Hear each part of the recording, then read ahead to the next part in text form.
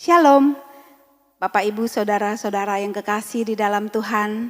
Kita bertemu kembali hari ini, hari kenaikan Tuhan Yesus ke surga, 13 Mei 2021. Kita bersyukur kepada Tuhan, Tuhan naik ke surga, tetapi Dia memberikan Roh-Nya yang kudus buat kita sebagai penghibur, penolong, buat kita umat-umatnya yang dikasihi oleh Tuhan. Kita mau tinggikan Tuhan, kita mau agungkan nama Tuhan, karena Dia adalah Allah yang layak disanjung di tempat yang maha tinggi.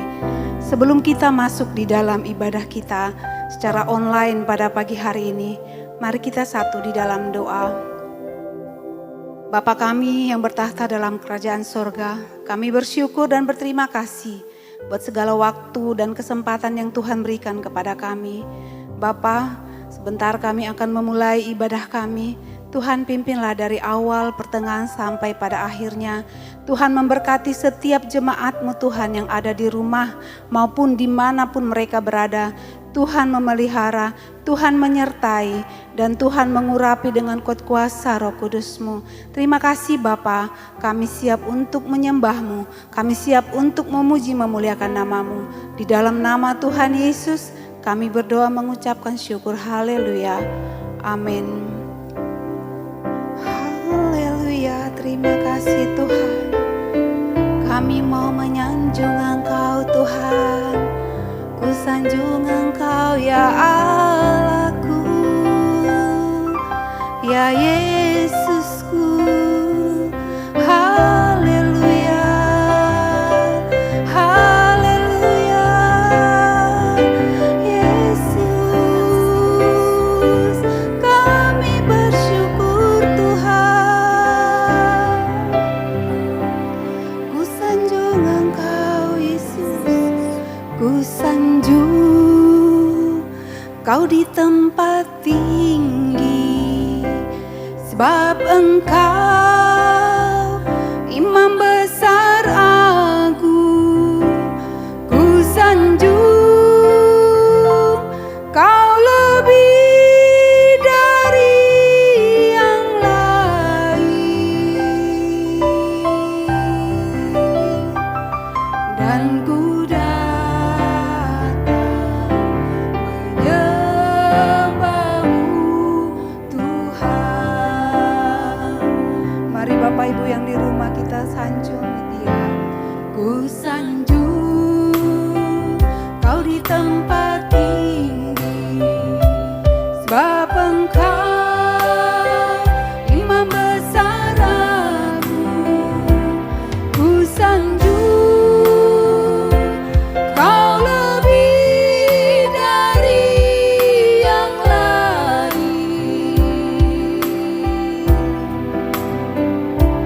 dan ku datang menyembah-Mu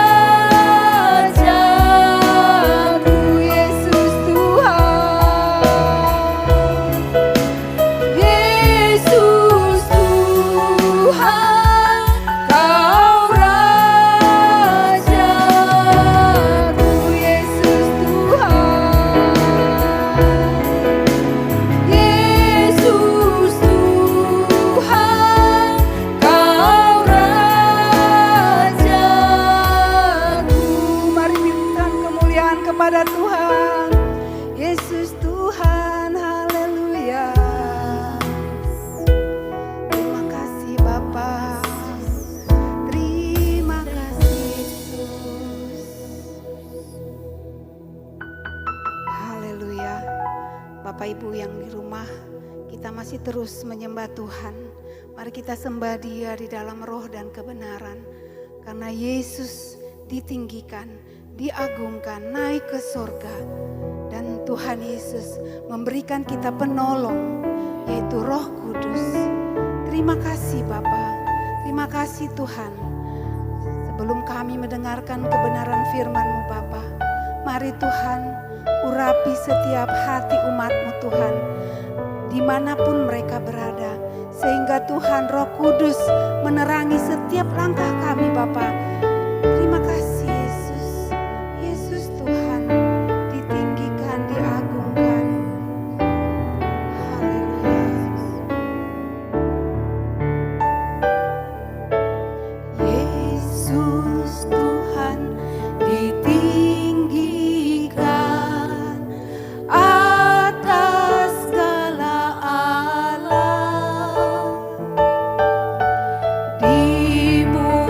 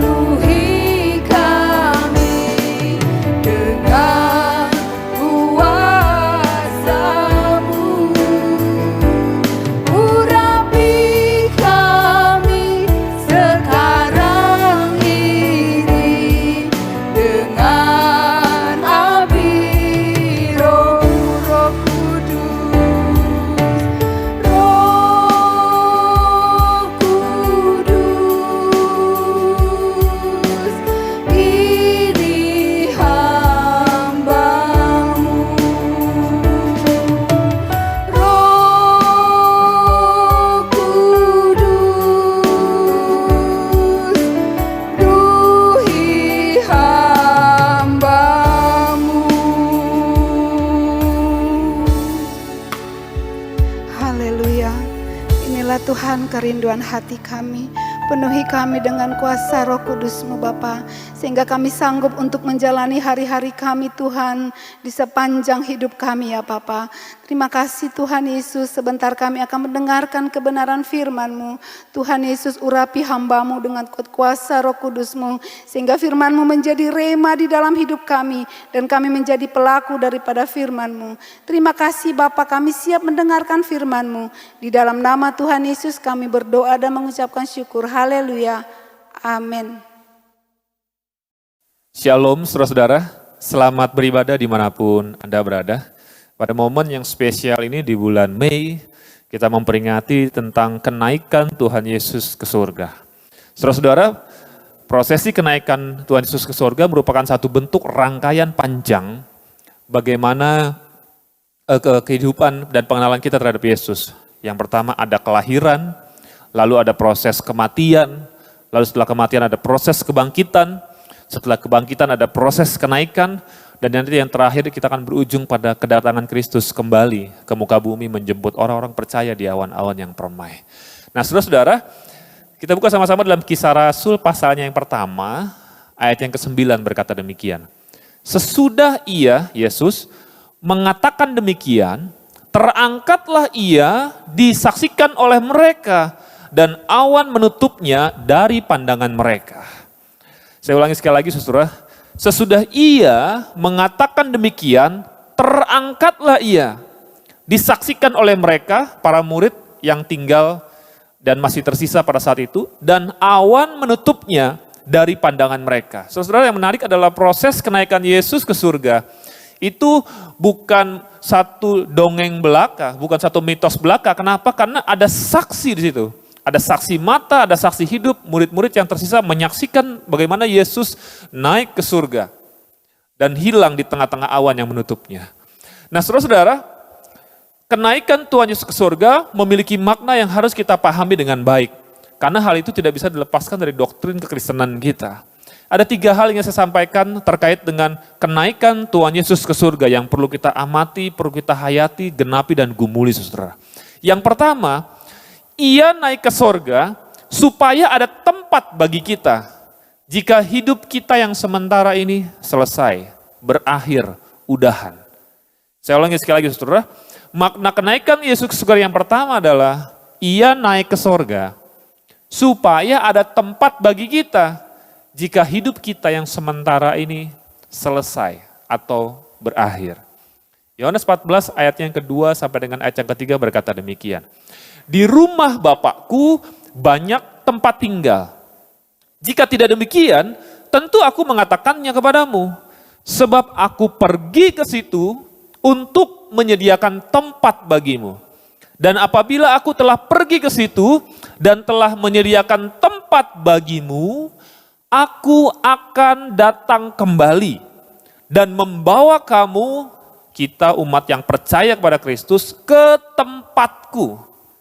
Tempatku di mana Bapa berada, supaya di tempat di mana aku berada, kamu pun berada. Saudara-saudara, kehidupan kita sangat terbatas. Alkitab berkata bahwa hanya sekian puluh tahun kita bisa hidup. Nah saudara-saudara, kenaikan Yesus ke surga, ini bicara tentang bagaimana ketika kita hidup, kita tidak hanya memikirkan sebanyak atau sepanjang apa kita hidup. Tapi kita juga harus memikirkan bagaimana kehidupan kita di kekekalan nanti. Nah, momen kenaikan Tuhan Yesus ke surga, ini merupakan satu momen yang sangat penting, saudara. Kenapa? Karena banyak orang beranggapan pada saat itu, Yesus pergi meninggalkan mereka. Seolah-olah dalam tanda kutip seperti tidak bertanggung jawab. Meninggalkan mereka. Nah, Alkitab mengajarkan kepada kita, bahwa kenaikan Yesus ke surga yang pertama adalah Dia sediakan tempat bagi kita di kekekalan.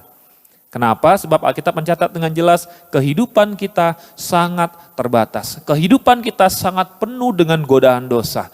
Kehidupan kita sangat penuh dengan cobaan di kanan kiri kita yang mungkin saja membuat kita mangkir atau luput dari panggilan Tuhan. Mempertahankan hidup kita saudara sampai pada suatu titik ending yang namanya kematian itu sangat tidak mudah. Kenapa? Karena kita harus mendengar Bagaimana Kristus yang telah hadir ke dunia dalam bentuk fisik dan manusia, kita hanya mendengar nih saudara. Tapi kita tidak menyaksikan langsung. Kita mengimaninya ketika kita membaca kitab suci bahwa dia naik untuk menyediakan tempat. Bagi sebagian orang saudara, itu bukan perkara yang mudah menerima statement-statement demikian. Kenapa? Karena ada juga orang-orang yang beranggapan bahwa prosesi itu hanya prosesi mitos atau dongeng belaka. Tetapi saya mau tegaskan begini saudara, iman kekristenan kita meyakini bahwa kenaikan Yesus ke surga menyediakan tempat bagi kita di kekekalan. Sebab saya percaya begini, Allah Bapa di surga tidak hanya memikirkan bagaimana kita hidup di dunia, tetapi bagaimana kita mengakhiri hidup di dunia dan memasuki hidup yang namanya kekekalan. Itu yang pertama saudara. Dia juga berkata bahwa aku akan datang kembali. Jadi nanti akan ada proses saudara, di mana setelah kenaikan, Kristus akan datang kesekian kalinya ke muka bumi, menjemput kita orang yang percaya, yang mempertahankan iman tetap percaya. Yang kedua saudara, Yesus naik ke sorga, ini merupakan satu poin yang sangat penting, supaya Roh Kudus datang menolong orang percaya. Kenapa? Karena banyak anggapan pada saat itu saudara, wah kalau Yesus pergi, bagaimana dengan nasib kita? Kalau Yesus pergi, siapa yang akan memimpin kita?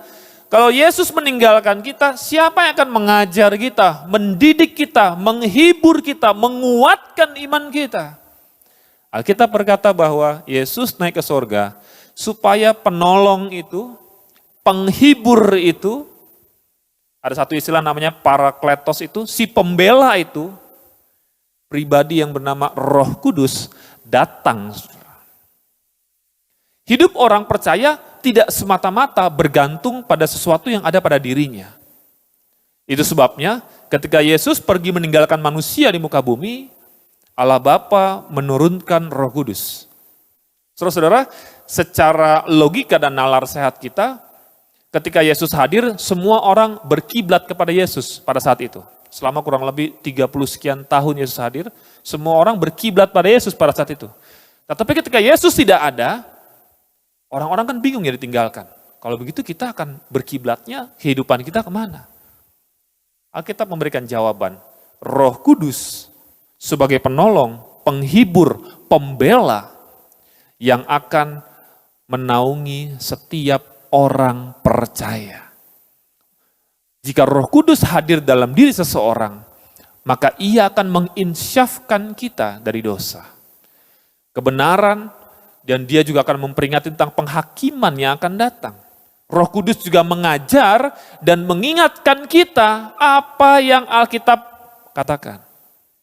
Kenapa? Karena banyak orang saudara tidak semudah itu mempercayai Alkitab. Tetapi Roh Kudus membantu mengajar kita, mengingatkan kita, menegur kita. Pada waktu kita sedang jatuh dalam dosa. Roh Kudus juga membantu kita menjalani kehidupan yang berkenan kepada Allah. Dan Roh Kudus juga membantu kita memiliki pengharapan yang tetap, yang kekal, yang setia kepada Tuhan. Saudara-saudara, Roh Kudus membantu kita juga menjadi saksi Kristus di seluruh dunia. Roh Kudus juga membantu kita dalam doa dengan keluh kesah yang tidak bisa kita ungkapkan di hadapan Allah. Roh Kudus juga membawa kasih Allah secara merata di hati kita. Supaya kita bisa mengasihi Allah dan sesama kita. Tanpa Roh Kudus, saudara, hidup kita itu ibarat pelita, lampu, tanpa minyak, dan garam tanpa rasa asin. Tidak berguna dan tidak akan dibuang orang. Itulah pentingnya Roh Kudus, saudara, yang hadir dalam kehidupan kita melalui proses setelah kenaikan Yesus ke surga. Yang ketiga di poin yang terakhir, ia naik ke surga supaya ibadah kita kepadanya semakin bermakna dan bergairah. Ia naik ke sorga supaya ibadah kita kepadanya, kepada Allah Bapa, semakin bermakna dan bergairah. Kenapa? Karena begini saudara, saya tadi katakan ketika Yesus hidup semua orang berkiblat kepadanya. Kenapa? Karena dia sosok manusia yang bisa dilihat, bisa disentuh, orang bisa berinteraksi langsung. Tetapi pada waktu tidak ada, orang mulai kehilangan arah beribadahnya mau kemana. Jika Yesus tidak naik ke sorga, saudara, ibadah kepadanya menjadi terbatas oleh waktu, tempat, dan suasana. Dan hal itu dialami betul oleh para murid saudara pada saat itu. Jadi pada waktu Yesus ada saudara, semua orang akan ngikutin dia. Kemana jadi mereka orang ngikutin dia? Nah kalau dia nggak naik saudara, kalau Yesus tidak naik, maka ibadah kita kepadanya hanya akan mengikuti dia terus. Terbatas oleh ruang dan waktu. Seolah-olah kalau nggak ada Yesus, nggak ada ibadah. Saudara. Nah ini yang menarik, proses kenaikan Tuhan Yesus ke surga membuat ibadah kita kepadanya jadi semakin bermakna dan bergairah. Roh Kudus membawa suasana ibadah yang baru di dalam roh dan kebenaran. Yohanes 4 ayat 20 sampai dengan ayat yang ke-24. Jadi ibadah tidak lagi terikat ruang dan waktu, tempat atau siapa yang memimpin ibadah. Akan tiba waktunya dan sudah tiba sekarang. Bahwa setiap orang akan menyembah Bapa di dalam roh dan kebenaran. Jadi bukan lagi di Gunung Gerizim, bukan lagi di Yerusalem, bukan lagi di sinagog, bukan lagi di tempat-tempat ibadah.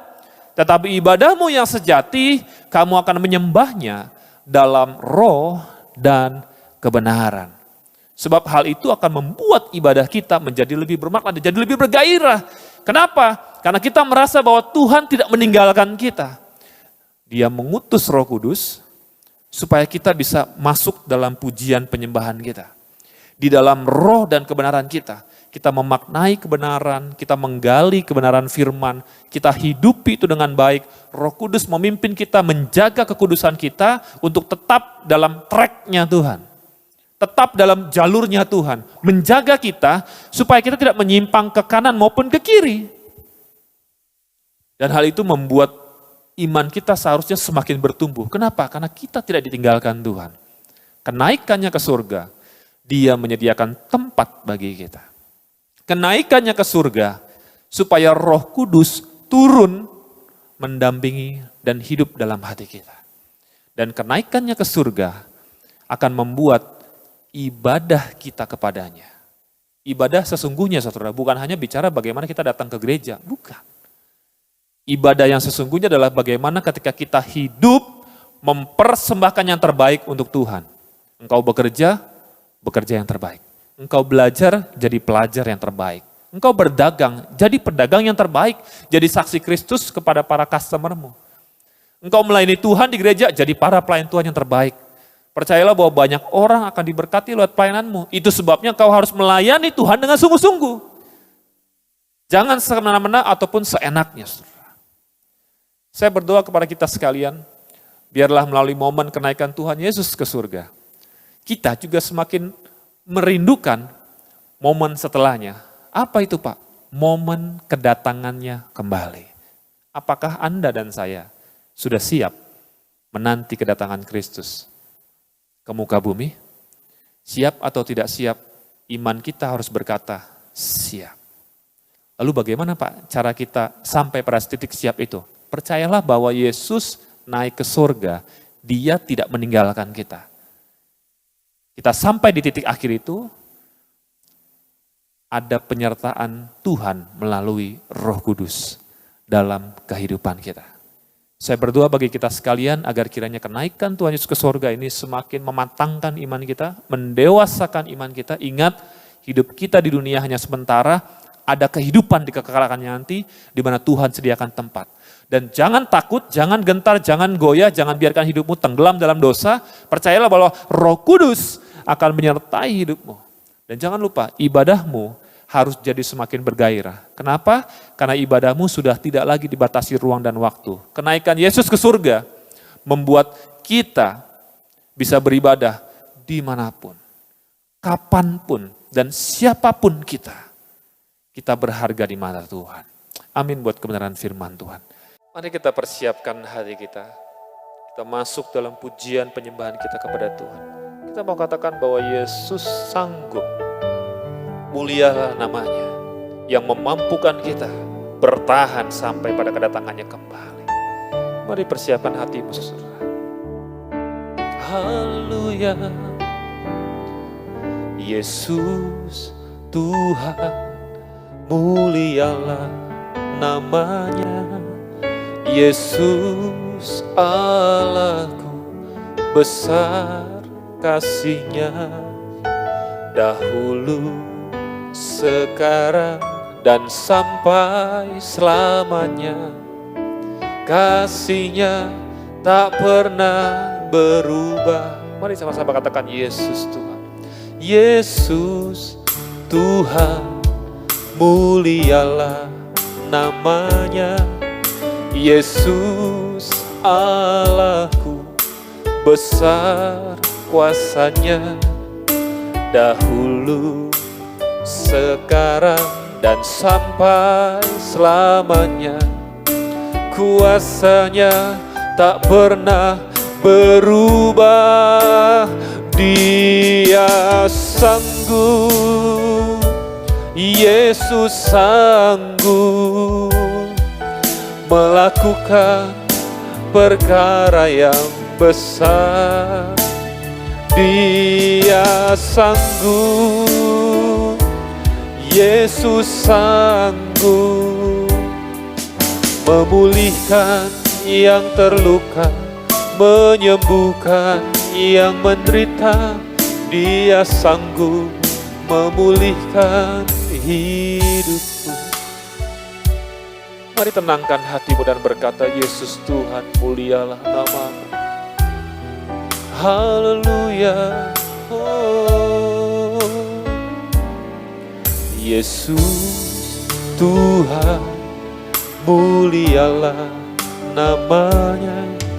Yesus Allahku, besar kasih-Nya, dahulu, sekarang, dan sampai selamanya. Kuasa-Nya tak pernah berubah. Dia sanggup, Yesus sanggup melakukan perkara yang besar.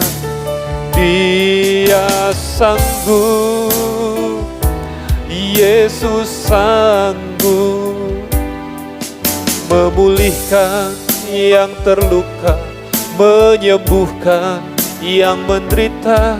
Dia sanggup memulihkan hidupmu. Dia sanggup memulihkan hidupmu. Dia sanggup memulihkan hidupmu. Kami berkata bahwa mulialah nama-Mu Tuhan, dahulu, sekarang, dan sampai selama-lamanya. Kami meyakini bahwa kenaikan Tuhan Yesus ke surga, Engkau menyediakan tempat yang terbaik bagi kami. Engkau juga mencurahkan Roh Kudus-Mu kepada kami, yang membuat kami bisa bertahan menghadapi cobaan dan penderitaan semasa kami hidup. Dan biarlah juga Tuhan melalui kenaikan Yesus ke surga, ibadah kami menjadi semakin bermakna, menjadi semakin bergairah. Sebab kami tahu dan kami sadar ibadah kami tidak dibatasi oleh ruang dan waktu. Sebab Roh Kudus ada dalam hati kami. Pendidikan kami, pekerjaan kami, pergaulan kami, pelayanan kami di gereja. Itu menjadi satu bentuk ibadah kami yang sejati di hadapan Tuhan. Hidup kami yang sesungguhnya menjadi satu korban persembahan yang berbau harum di hadapan Tuhan. Terima kasih Tuhan buat momen yang sangat indah dan luar biasa ini. Biarlah kebenaran firman-Mu semakin menguatkan kami untuk menantikan Engkau datang yang kedua kali menjemput kami di awan-awan yang permai. Terima kasih Tuhan, demi nama Tuhan Yesus Kristus. Kami sudah berdoa dan mengucap syukur. Yang percaya dan diberkati Tuhan, kita sama-sama katakan amin. Shalom, selamat menikmati akhir pekan. Tuhan Yesus memberkati. Amin. Shalom jemaat yang dikasihi Tuhan, selamat beribadah dimanapun Anda berada. Berikut kami sampaikan pengumuman untuk hari ini. Tuhan Yesus memberkati.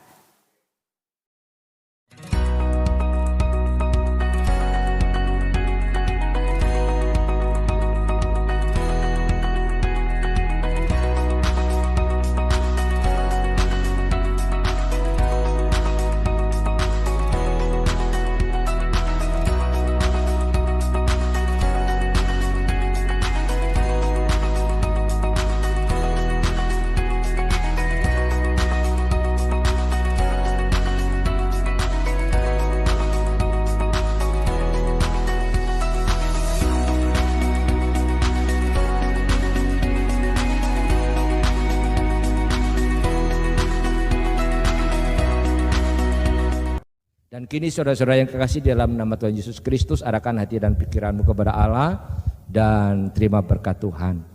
Tuhan memberkati engkau dan melindungi engkau. Tuhan menyinarkan wajahnya dan memberikan kau kasih karunia. Tuhan menghadapkan wajahnya kepadamu dan memberikan kau damai sejahtera. Anugerah kasih Allah Bapa di dalam kerajaan surga, kasih karunia dan cinta kasih Tuhan Yesus Kristus, serta persekutuan kekuatan penghiburan Allah Roh Kudus terus tinggal menyertai saudara-saudara sekalian hari ini sampai Maranatha, Tuhan Yesus Kristus datang kembali. Yang percaya katakan bersama saya.